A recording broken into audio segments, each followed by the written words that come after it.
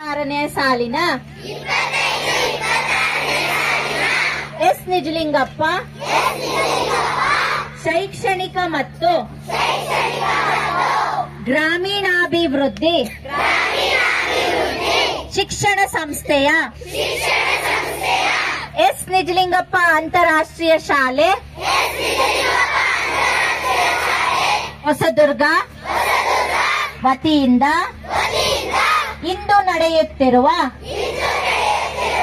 ಶಾಲಾ ಕ್ರೀಡೋತ್ಸವದಲ್ಲಿ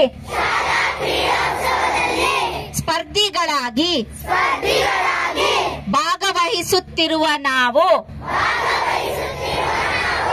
ಕ್ರೀಡಾ ಮನೋಭಾವನೆಯಿಂದ ಕ್ರೀಡಾ ನಿಯಮಗಳಿಗೆ ಬದ್ಧರಾಗಿ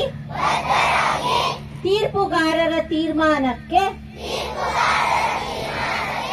ಮನ್ನಣೆ ನೀಡಿ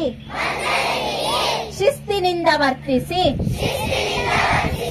ಇಂದಿನ ಕ್ರೀಡಾಕೂಟದ ಯಶಸ್ವಿಯೊಂದಿಗೆ ತಂದೆ ತಾಯಿಗೆ